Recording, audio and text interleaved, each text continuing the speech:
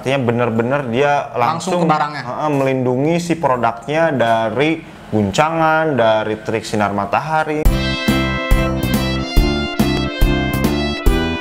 Mari ngevlog di kebun desain. Assalamualaikum warahmatullahi wabarakatuh. Selamat datang di vlognya Kebun Desain.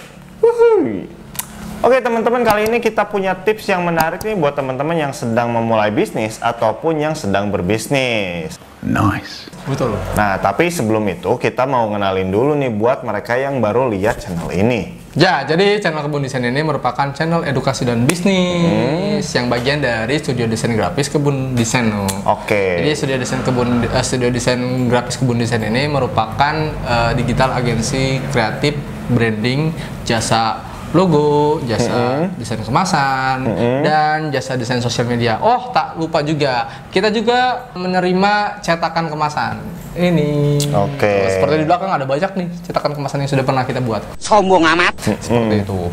Oke, tips yang sekarang nih, Nuk. Apa nih? Kita punya tips buat teman-teman yang sering melakukan ekspor. Oke, yang senang bisnis ekspor impor nih. Iya, jadi ini adalah jenis-jenis packaging ekspor, Nuk. Oke. Jadi, nah ini kita juga insight baru nih, ternyata packaging ekspor juga ada jenis-jenisnya. Ini dari LBMWI Jerman. Instagramnya silahkan di follow ya. Nah, jadi jenis-jenis packaging ekspor ini ada 3, Nuk. Apaan tuh? Oke. Yang pertama ada packaging primer, ada secondary packaging, dan ada tertiary packaging. Oke. Primer, sekunder, tertiary. Seperti itu. Apa nih beda-bedanya nih ya, kita bahas. Nah, kita bahas satu-satu. Yang pertama ada yang namanya primer packaging, yaitu pengemasan lapisan pertama, yang mana kemasan primer merupakan kemasan utama dari suatu barang atau produk. Kemasan ini juga merupakan kemasan untuk konsumer dan merupakan kemasan yang langsung membungkus barang. Jadi kemasan yang berhubungan atau yang membungkus langsung barang. Contohnya kemasan primer ini ada kaleng, botol, kemudian ada toples, karton, plastik, dan saset. Oke, jadi yang primer ini adalah dia kemasan yang utama nih ya, yang utama. Artinya benar-benar dia langsung ke barangnya. Melindungi si produknya dari guncangan, dari terik sinar matahari, misalkan ya dari air rembesan gitu ya. Iya. Dan lain sebagainya. Artinya kualitas dari bahan primer ini harus tepat sesuai dengan produknya. Jangan sampai salah nih teman-teman. Betul sekali. Apalagi ekspor ya, jangan sampai malu-malu. Ini produk Indonesia packagingnya jelek amat gitu. Terus yang kedua ada yang namanya secondary packaging, Nu.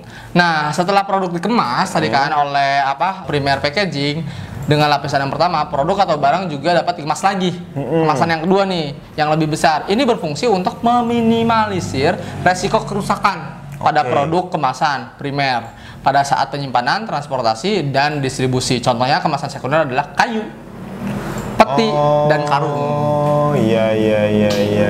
Kayak misalkan ada tuh kita nge-ekspor sambal.